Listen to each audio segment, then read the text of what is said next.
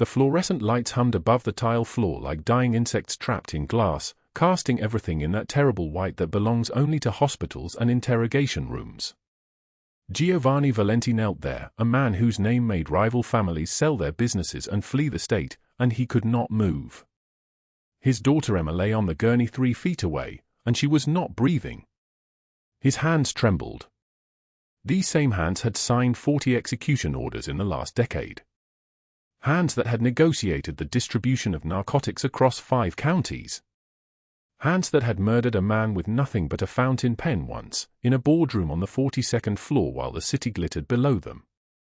But now those hands hung useless at his sides, shaking like a man dying of fever, utterly powerless against the one enemy he could not kill or bribe or threaten into submission. Emma's chest did not rise. She had been playing in the garden that morning, 6 years old, with her mother's dark curls and her father's stubborn jaw. One moment laughing. The next, gasping.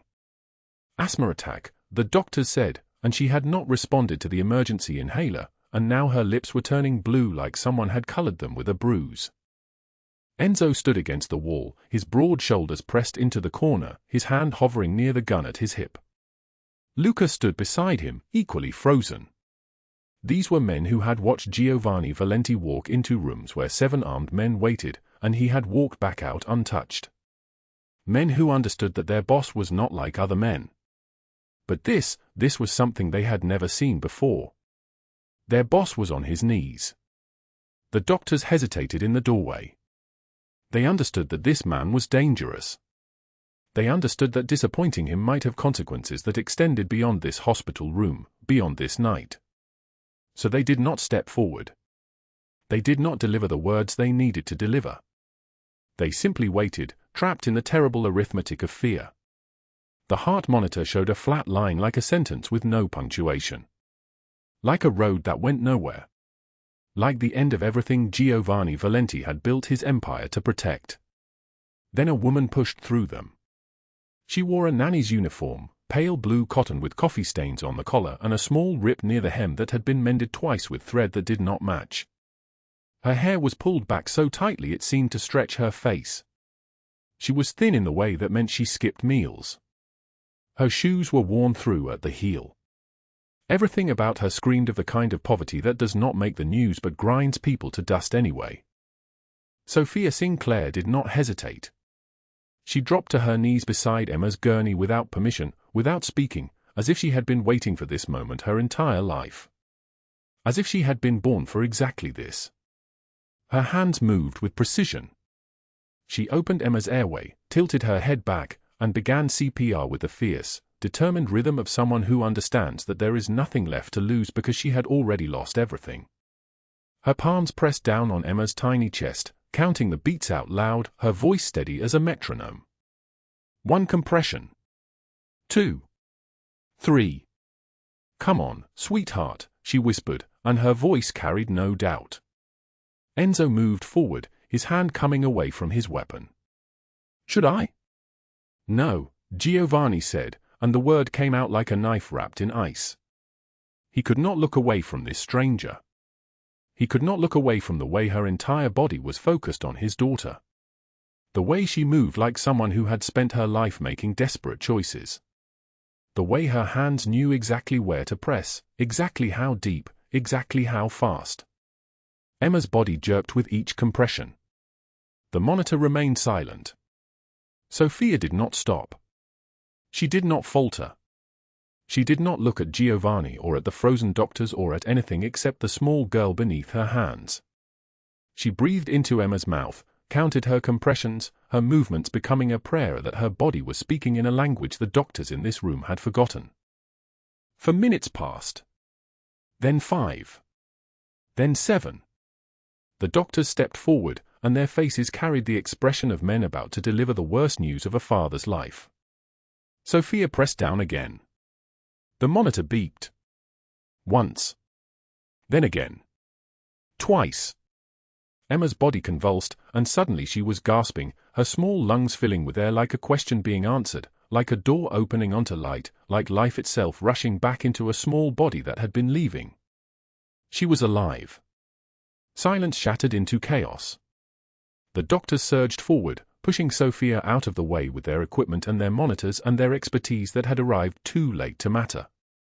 Nurses came running. Machines were adjusted. Emma was moved to intensive care with her eyes open, searching, terrified, but alive. And Giovanni Valenti, the most feared mafia boss in Los Angeles, rose to his feet and looked directly at Sofia Sinclair for the first time. His eyes were storm gray and burning. They were the eyes of a man who had just watched someone take his daughter's life back from death itself, and there was something in that gaze that made Sofia step backward, even though she had just saved his child. Because she understood in that moment that she had just let something into her life that could never leave. She had crossed some invisible boundary, and boundaries, once crossed, cannot be uncrossed. Giovanni's hand reached toward her, almost touching her shoulder. But Enzo and Luca moved between them, their bodies suddenly remembering that they were supposed to be barriers, walls, protection against the world. "Sir," Luca said quietly, "we should." "I want to know her name," Giovanni said. "I want to know everything." But what Sofia did not know was that this moment, this single act of mercy toward a stranger, would pull her into a world of violence and power and darkness that she could never escape. That the man whose daughter she had saved was not simply wealthy and not simply dangerous. He was something far more complicated. He was a person capable of remaking her entire existence with a single word.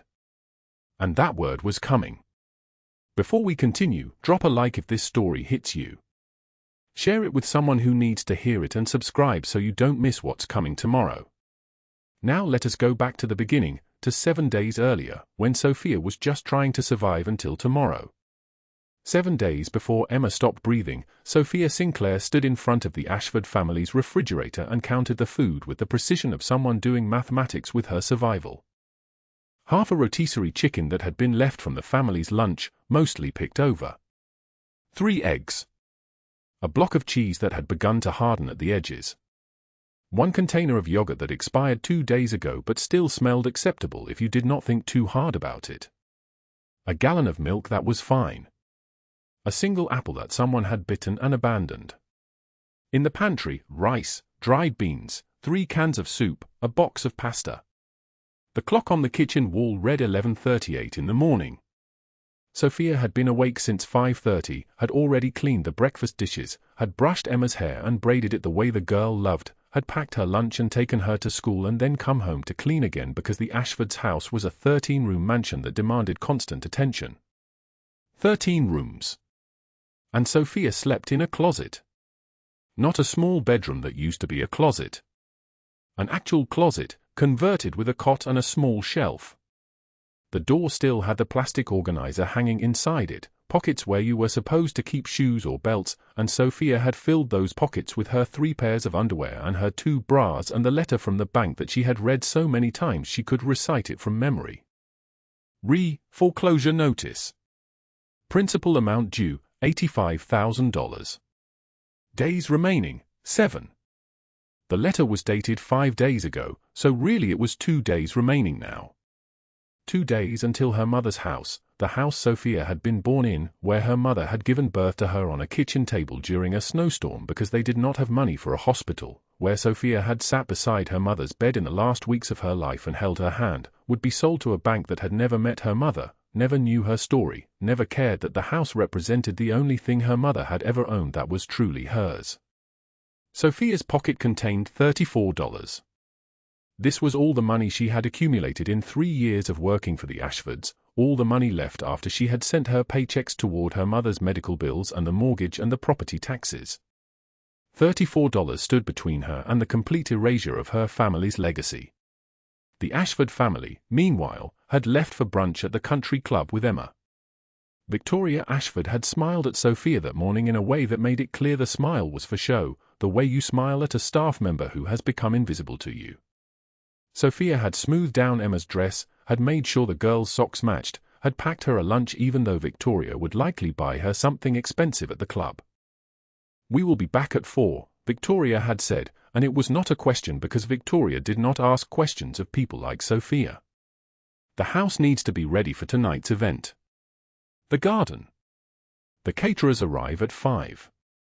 So Sofia had the afternoon to clean, which meant moving through those 13 rooms like a ghost, picking up after people who had stopped noticing she was there at all.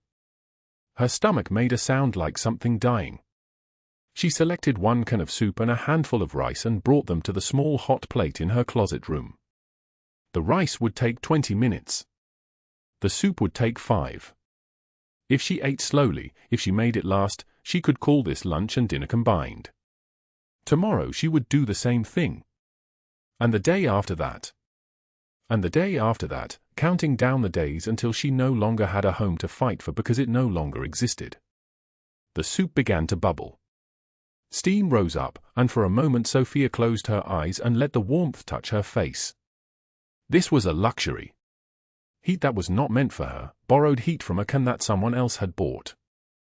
A knock came at the door, the converted closet door, and Sofia's eyes opened immediately. She was not supposed to be in her room during work hours.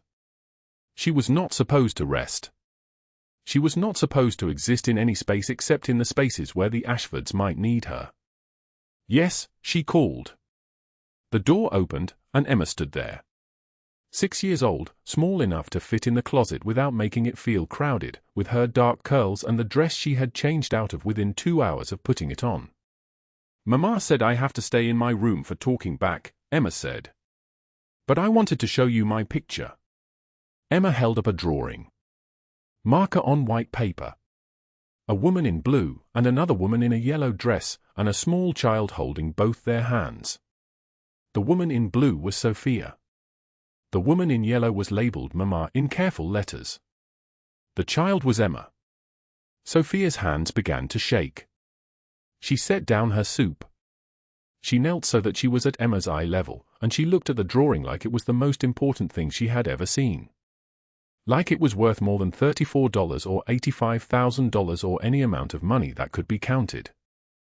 "This is beautiful," Sofia whispered. "You made this." "For you," Emma said. "Because you are always sad." "I am not sad," Sofia said, and it was a lie. "You are," Emma said with the certainty of children who see the truth. "Your eyes are sad. But you smile at me anyway. So I made this so you know I am happy you are here."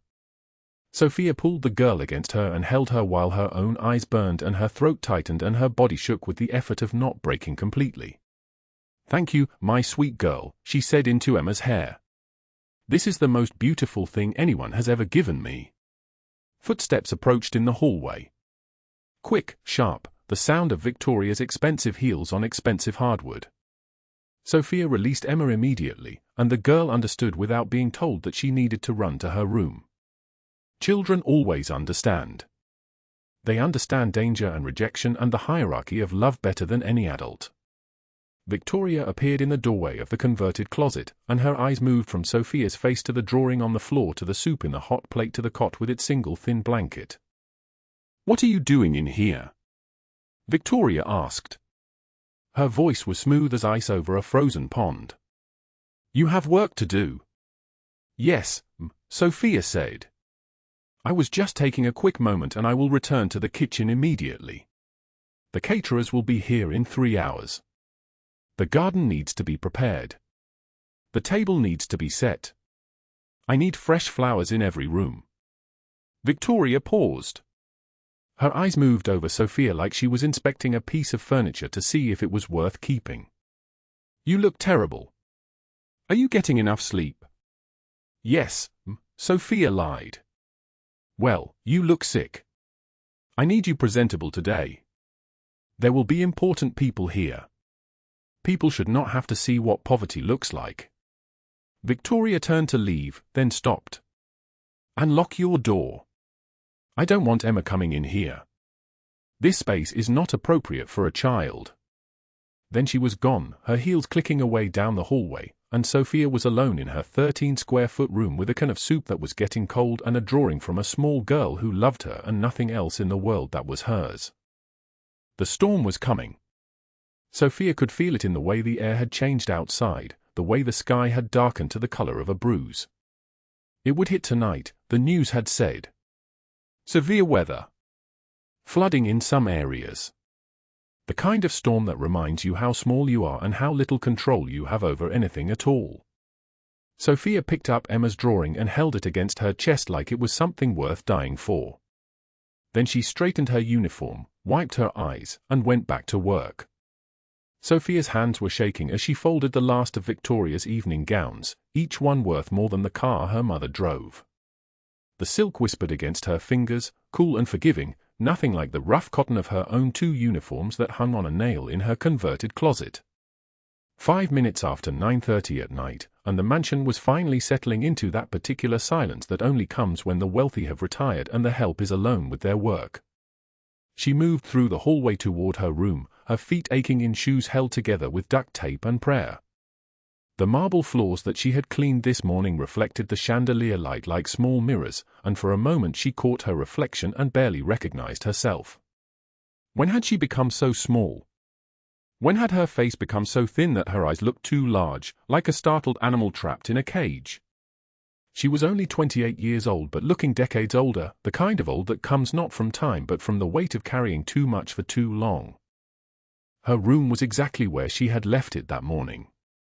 6 feet wide, 9 feet long, it had once been a storage closet for linens before Victoria decided it would serve a different purpose. A single window looked out onto the mansion's garden. A narrow cot with a thin blanket, a small desk, a lamp she had salvaged from the trash behind a neighbor's house. That was all. That was everything. Sofia sat on the edge of the cot and pulled open the drawer beneath it. Her hands moved like they were performing a ritual she had performed 10,000 times before. The envelope was there, worn at the edges, the paper thin from handling. Inside were $34 in crumpled bills and 7 coins that added up to nothing. She had counted this money exactly 2 hours ago. It was the same as it had been then. It would still be the same amount in 2 hours, and in 2 hours after that. Beside the money sat the other envelope. The one that arrived 12 days ago. The one with the red stamp that said final notice. She did not open it again because she had already memorized every word. $85,000. The foreclosure on her mother's house. 7 days until the bank seized what had been her father's legacy, what was supposed to be her mother's safety, what was going to disappear into someone else's ownership if Sofia could not perform a miracle. The math was simple and it was impossible. She earned $2,400 per month. She paid rent here, electricity there, food, medicine for her mother's arthritis, the small medications that kept her alive. After all of that, she had managed to save $43 last month. This month would be $34 because her hours had been cut and she had been sick 3 days and Victoria had deducted payment for those days even though she was sick with work, not sick with choice. She had applied to 43 different jobs in the last 6 weeks. Online applications that disappeared into the void. Phone calls to hiring managers who heard the desperation in her voice and suddenly the positions were filled. Walk-ins to restaurants where managers looked at her worn shoes and found reasons to say no. She was overqualified for some positions and underqualified for others and simply invisible for most of them. Sofia Sinclair was the kind of person that people looked through, not at. Victoria had made that clear every single day for 3 years. A sound pulled her from her spiral. Rain. At first just a few drops against the window, but then more. The storm the news had predicted was arriving. Sofia moved to the window and watched the sky darken further, the trees beginning to bend in the gathering wind. Lightning flickered across the clouds like a warning, and she thought of her mother in Ohio, in a house with a leaking roof that she could not afford to fix. She thought of the 3 inches of water that collected in the basement after every heavy rain. She thought of her mother trudging down the stairs with a mop and bucket, one hand pressed to her lower back because the pain never really went away anymore. The wind picked up and threw rain against the glass hard enough that Sofia flinched. The storm would be bad. She could feel it the way animals feel things before they happen, in some bone-deep part of her that recognized danger. The mansion's east wing had old windows. She remembered Victoria complaining about a draft there. She remembered being sent to check them during the last storm, finding them loose, mentioning it, being ignored because fixing them would require calling someone and paying someone, and Victoria did not like to spend money on things that did not make her look rich. Sofia pulled her thin cardigan tighter around her shoulders. The room was cold. It was always cold. She picked up Emma's drawing from where she had placed it before returning to work. The little girl had drawn her with a yellow circle above her head like a halo, and written in careful letters that were still learning to be letters, "Miss Sophia is my bestest friend." The spelling was wrong. The grammar was wrong. It was the truest thing Sofia had ever read. She held the drawing against her chest for a long moment, then carefully placed it in the desk drawer beneath the foreclosure notice. The sacred and the tragic, living together in 6 inches of wood and darkness. Outside, the storm was arriving in earnest now. The rain sounded like thousands of small fists pounding against glass, demanding to be let inside. Sofia did not know that downstairs, in the study that Victoria kept locked most of the time, a man was bleeding. She did not know that he had crawled through the east wing window during the height of the chaos outside, his white shirt turned red, his dark eyes empty of everything except the need to survive one more moment. She did not know that his name was Giovanni Valenti and that he was the most feared person in this city, the kind of man who had built an empire from nothing but violence and will and the willingness to do the things that other men could only dream about. She did not know any of this as she changed into her sleeping clothes and turned off the lamp. She did not know that her life was about to splinter into a before and an after. She did not know that in 3 hours she would make a choice that would change everything for reasons she could not have imagined. She only knew that the wind was howling and the rain was pounding and the foreclosure notice was in a drawer 8 inches from her head, and she had exactly 7 days left to save her mother's house with $34 and the kind of determination that comes from having already lost everything else. The storm raged outside, and inside the mansion, a bleeding man slumped against the study wall, his breath coming in ragged gasps, his fingers pressed against a wound that should have killed him hours ago. In her tiny room, Sofia Sinclair slept the exhausted sleep of someone who had given everything she had and was still short by $85,000. And in those hours before dawn, while the thunder rolled across Los Angeles like the sound of the world breaking, neither of them knew that their lives were about to intersect in a way that would remake both of them entirely. The rain continued to fall. The wind continued to howl. And in a house full of people, one man was dying and one woman was dreaming of money she did not have, each of them trapped in their own kind of darkness, moving toward each other through the storm like two magnets that did not yet know they were meant to collide. The thunder came first, then the lightning cracked the sky open like a blade splitting a stone. Los Angeles trembled at 10:15 in the evening as the summer storm rolled across the city with the force of something punishing, something that had waited weeks for release. The heat that had suffocated the streets for days shattered in minutes. Rain pounded the mansion's windows like an army demanding entry, and the wind tore through the east wing carrying the smell of wet concrete and electricity. Sofia Sinclair was heading to her closet, not the room where she slept, but the actual closet on the 2nd floor, converted with a twin mattress and a reading lamp that flickered when the storm knocked the power twice. Her shift had ended at 9. She had folded the children's clothes, cleared the dinner table, washed dishes until her hands were raw, and now all she wanted was to lie down and not think about the number that haunted her. $85,000. 7 days left. $34 in her account. The crash came from downstairs. Glass breaking, the sharp sound of destruction, the heavy wooden beam of the study door slamming open.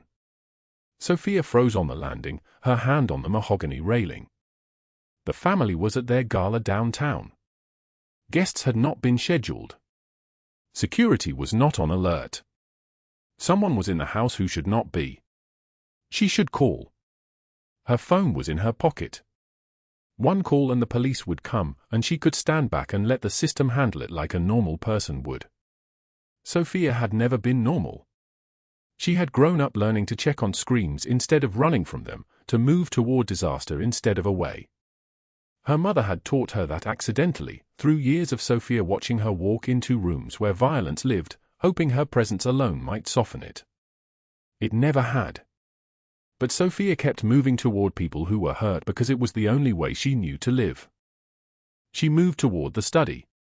The door was half open. Rain blew through the shattered window, soaking the Persian rug and the mahogany desk, spilling water across white marble floors that probably cost more than everything she owned. And against the far wall, slumped beneath an oil painting of Mr. Ashford's great-grandfather, was a man.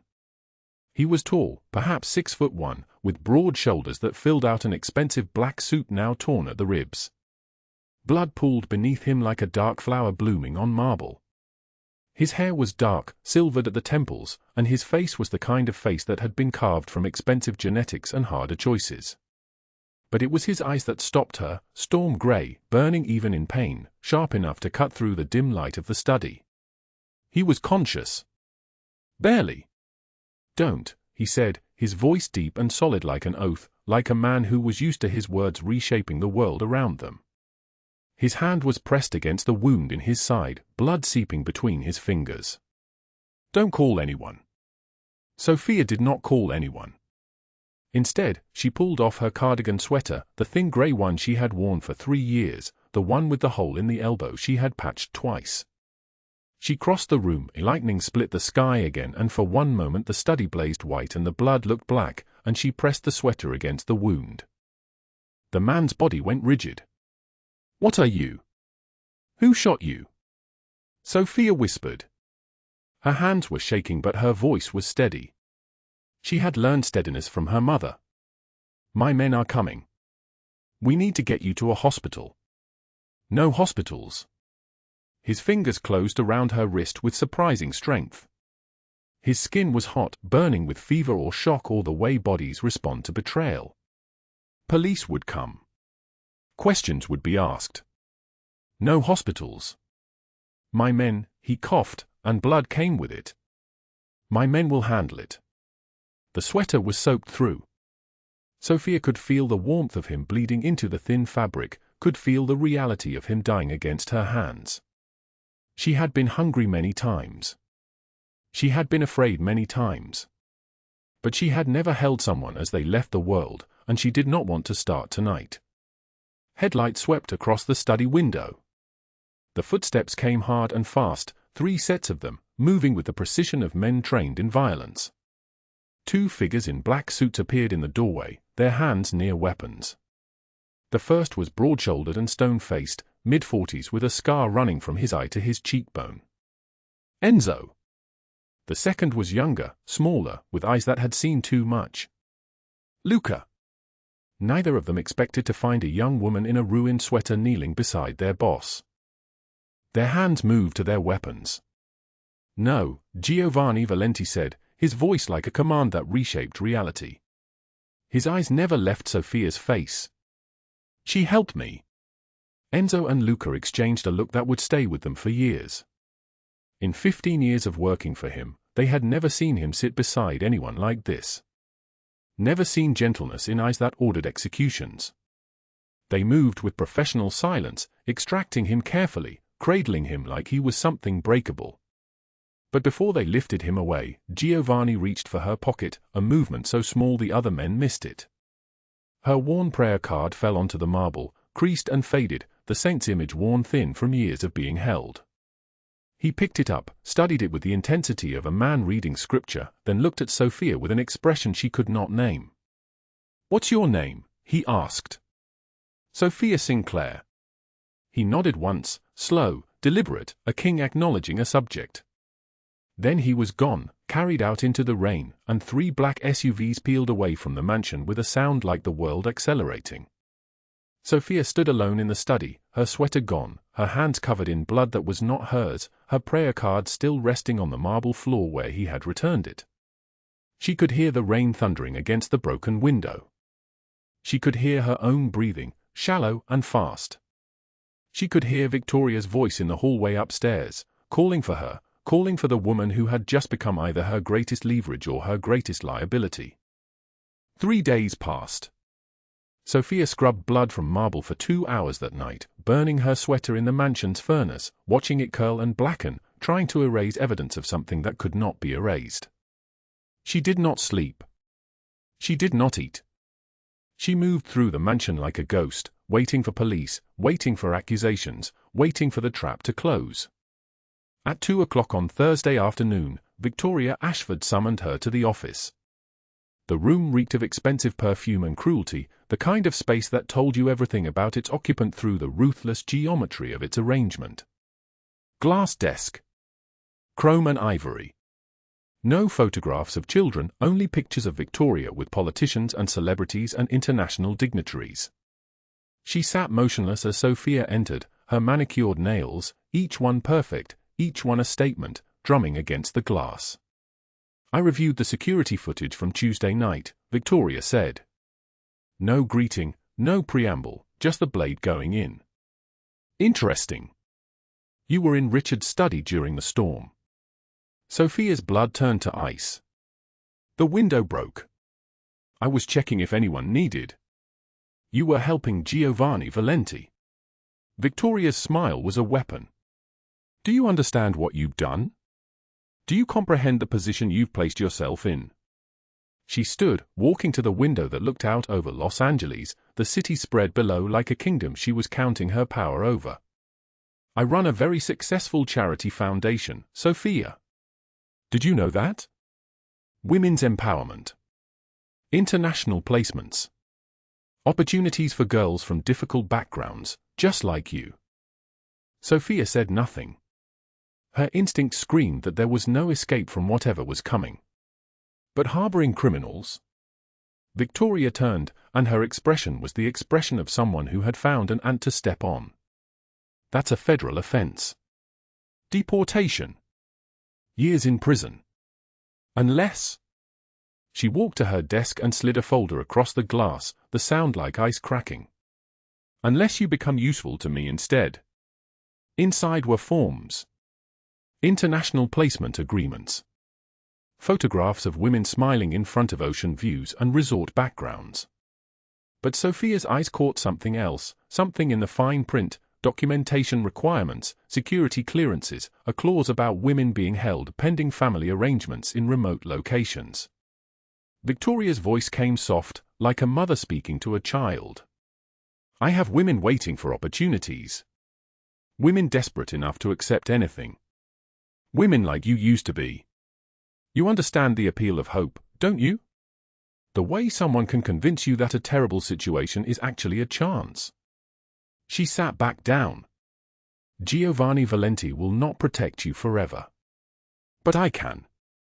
Or I can turn the footage over to the federal government and watch them deport you within a month. You'll never see your mother again. You'll lose everything." Sofia walked out. She did not pack anything. She did not say anything. She simply walked out and sat in her closet, staring at the wall, understanding that she had moved into a game between people far more powerful than she was, and that the only rule was survival. For days later, at dawn, Sofia was taking out trash when black SUVs pulled into the service entrance. Giovanni Valenti emerged from the first vehicle like a man who had never known pain, dressed in immaculate charcoal wool, flanked by Enzo and Luca, who watched her with expressions carved from stone. He was healed, or at least healed enough. The wound in his side was invisible beneath tailored fabric, but Sofia saw it in the way he moved, careful, controlled, a man whose body was reminding him of its fragility. "You saved my life," he said. His voice was different in daylight. Softer somehow, though no less dangerous. He pulled out her prayer card, the creased and faded one, and returned it to her. "Tell me what you need." Sofia clutched the trash bag. "I don't want anything from. I grew up in a place where people like us didn't matter." His eyes held hers. "My father's fists taught me the world was divided into those who take and those who survive. I swore no child would suffer what I did. No woman would face what my mother faced." He stepped closer. "How much do you need?" The number caught in her throat. $85,000. Foreclosure. 7 days. It's impossible. It's handled. Sofia stepped back. "Why would you help me? I am nobody. You're the woman who didn't run." Enzo and Luca exchanged glances. In 15 years, they had never seen this. The next morning, a bank confirmation slipped under her closet door. $85,000, transferred to her mother's account. The foreclosure was ended. The house was saved. Sofia held the confirmation number in her trembling hands and understood that she had just stepped into debt far larger than any bank could measure. What changed everything was the phone call that came at 11 that night. Emma Valenti had collapsed with pneumonia. The doctors were fighting. Giovanni was on his way to the hospital. And somewhere in the darkness, Douglas Hale was learning that Sofia Sinclair existed, that she was valuable, that she was worth taking. The rain continued to fall across Los Angeles. And in that darkness, 3 people moved toward a collision that would reshape all of them completely. Victoria Ashford's heels clicked against the marble kitchen floor like a countdown timer, each step a threat measured in sound. Midnight. The mansion was silent except for the rain hammering against the windows, and Sofia had her hand submerged in dishwater when the woman entered, already dressed in a black silk robe that cost more than Sofia's monthly wages. "You think you're clever," Victoria said. Her voice was smooth, practiced, the kind of cruelty that wore a smile.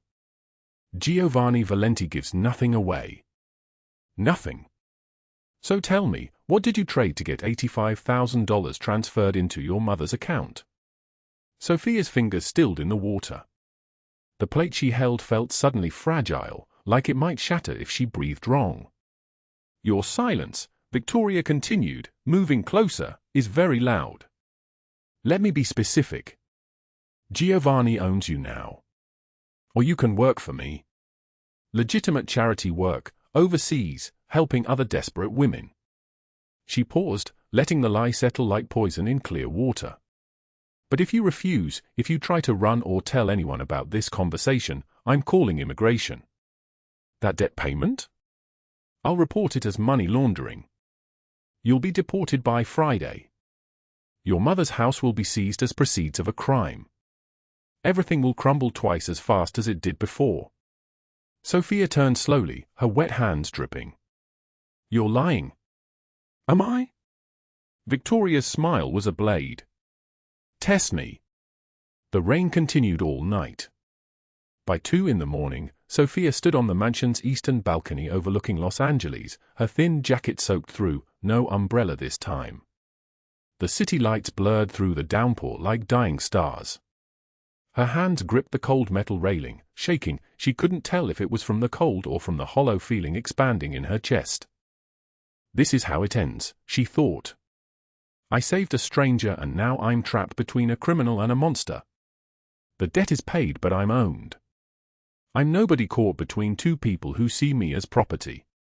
She thought of her mother, safe in that house, unaware that the price of salvation was slavery. Her fingers loosened on the rail. 1 step forward. Just 1 step into the rain and the darkness and it would all stop. The fear, the debt, the impossible choices. The exhaustion of being invisible, of being used, of being worth so little that her entire value could be purchased for $85,000. Then her hand found the pocket of her soaked jacket. The worn prayer card. Creased and faded from being carried for 3 years. Her father's handwriting on the back, words she had read 10,000 times, "The storm will pass and you are far stronger than you think." She stepped back from the railing. Gripped it tighter. Let the rain soak her until it was hard to tell where the storm ended and her tears began. She survived the moment. Not because she believed in survival anymore, but because somewhere in the rubble of her faith, her father's voice was still louder than the darkness. By dawn, that survival became purpose. Giovanni called at 6 in the morning. His voice was different, fractured, urgent. "Sofia, please. I need you. Emma is sick. The fever will not break. My mother is with her but I have to go to the hospital. I'm calling ahead. They will let you in.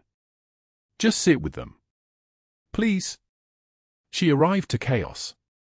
The Valenti estate's west wing had been transformed into a medical emergency.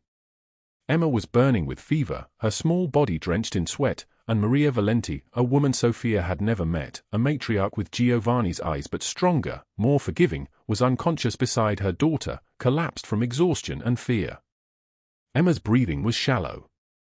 Labored. The sound filled the room like a countdown that was running out. Sofia's hands moved without thought. She called out for help even as she lifted Emma, positioned her correctly, began the compressions her mother had taught her years ago when her father was dying. 1, 2, 3. Counting. 4, 5, 6. Pressing down on the small ribs, feeling the fragile architecture of a child's body beneath her palms. Enzo and Luca stood frozen in the doorway, and 4 armed guards behind them, men who had seen violence, who had administered it, who now watched a woman they barely knew perform the only act that mattered. Emma gasped. Coughed. Her eyes fluttered open and she was breathing, pulling air into lungs that had nearly stopped pulling.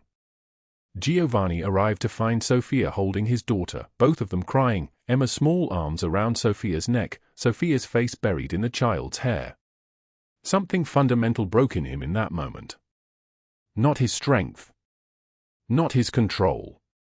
But whatever wall he had built around his heart, whatever fortress he had constructed to survive a world that had shown him no mercy, it cracked straight through.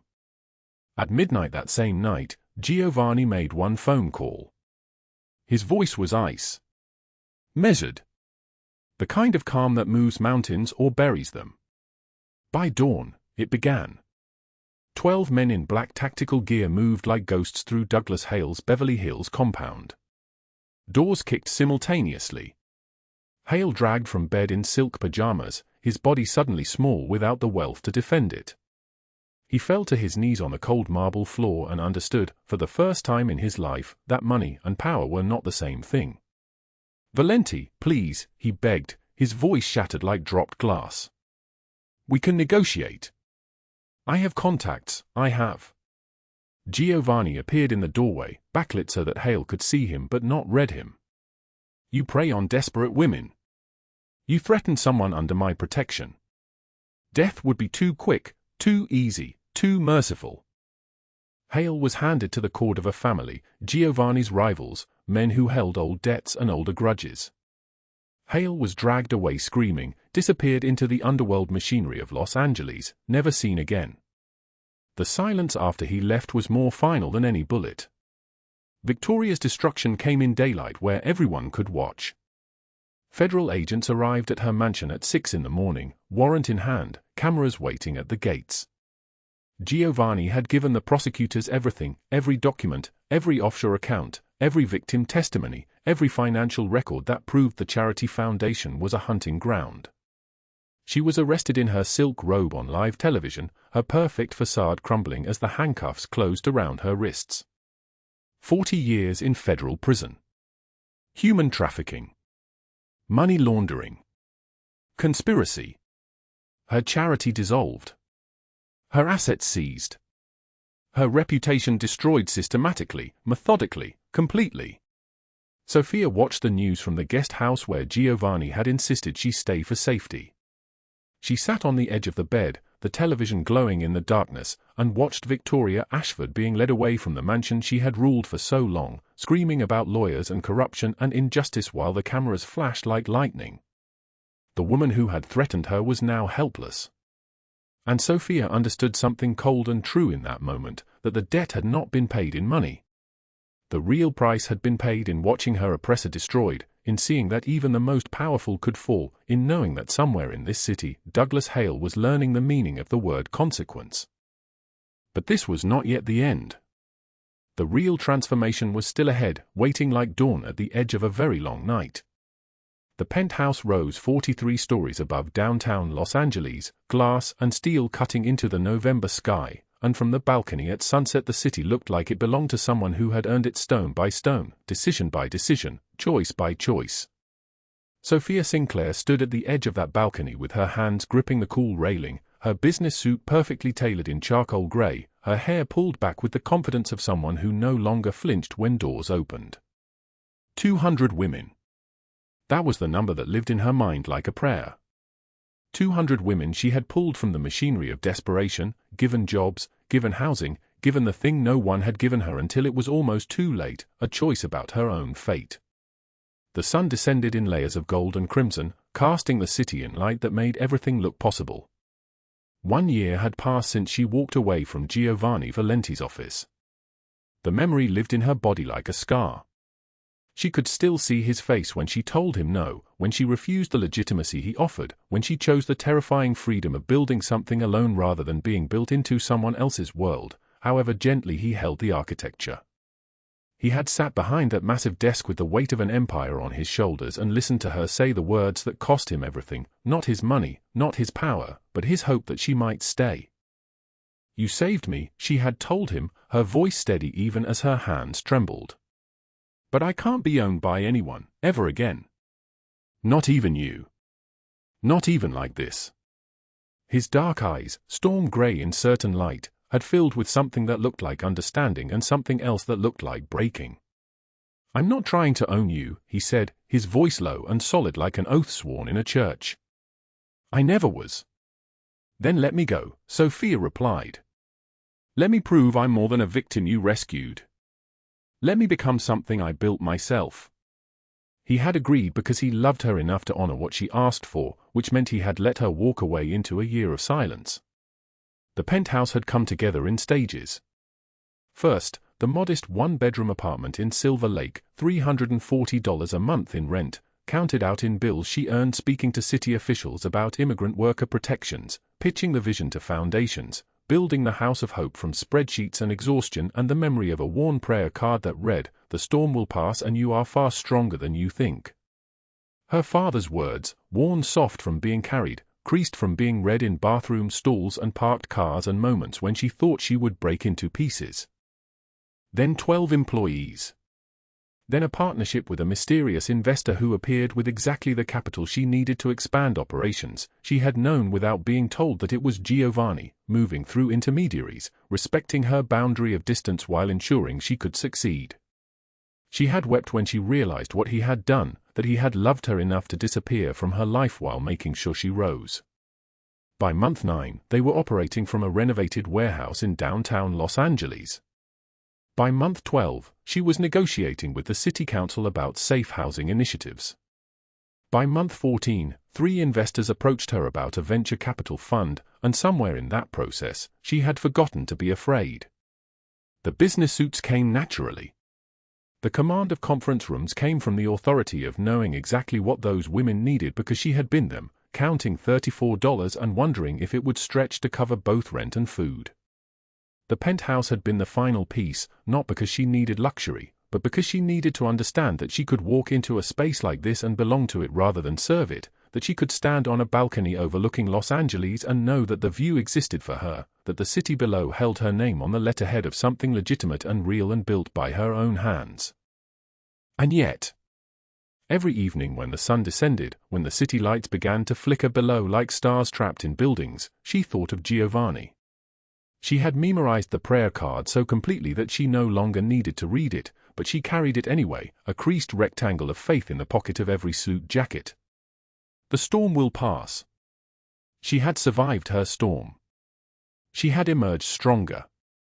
But she had emerged alone, and the price of her independence felt heavier every time she locked the penthouse door and sat in the silence that echoed like a cathedral. The footsteps on the marble floor behind her came without warning, measured, unhurried, the gait of someone who moved through the world with the certainty of a man who had never had to ask permission to enter a room. Sofia's spine stiffened. She did not turn. She knew that footstep. She had heard it in hallways late at night when she was terrified. She had felt it approaching across study floors where blood pooled beneath a wounded Mafia boss and a frightened nanny's hands moved without thinking. She had carried the memory of that footstep like a ghost, like a shadow that refused to leave. "You built an empire," Giovanni Valenti said from the doorway, his voice unchanged by time, still deep and solid like an oath, still carrying the weight of 1,000 men standing at attention. "I consulted your annual report. 200 women helped last year. Jobs, housing, safety. You didn't need me." She turned then, and what she saw stopped her breath. He had aged in the way that powerful men age, more distinguished, more careful, the lines around his eyes deeper from a year of restraint. He wore a black cashmere coat that fell to his knees, worth more than her old yearly rent, but there was something different about how he carried it. The violence had not left his posture, but the hunger for destruction had. He looked like a man who had spent 12 months trying to become someone worthy of a woman who had asked him to stay away, and she could see in his face that the becoming had cost him everything. He did not step fully onto the balcony. He maintained the distance between them like it was a boundary she had drawn and he would honor it with his life. I needed the distance to become this, Sofia said, her voice steady in a way that would have been impossible a year ago. But that doesn't mean I didn't think of you every single day. That doesn't mean I didn't carry your gift in my pocket. She pulled the prayer card from her jacket, the creases deep and permanent now, the words faded from being read in every quiet moment. Every time I wanted to give up, I read this. Every time I was afraid, I remembered that you let me walk away even though you didn't want to. Giovanni's jaw clenched. That night in the study, he said slowly, you had $34 in the world and you still helped a bleeding stranger. No hesitation. No fear. Just mercy toward someone you didn't know. You saved my daughter when my armed men stood frozen in shock. You walked away from my protection, from my name, from everything I offered, and you proved your strength in the only way that mattered, by building something from nothing. You are the bravest person I have ever known. His voice broke slightly on the final word. It was the first time she had heard his voice fracture, and the sound of it was more devastating than any gun, any threat, any of the violence that had once surrounded him. I spent a year becoming someone different for you, he continued. My businesses are legitimate now. I gave my empire away to my men, kept only enough to survive, and I distanced myself from every violence. But I'm still Giovanni Valenti. I still have blood on my hands. I am still capable of things that would horrify you. And I carried this truth for 365 days. I love you. I will always love you. But I don't deserve you.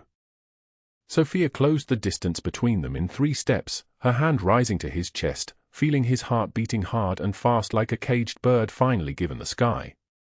You gave me the chance to become this person, she said. You destroyed the people who would have broken me. You honored my request for space even when it tore you apart. You are not your father. You are not your past. You are the man who let me go so I could find myself.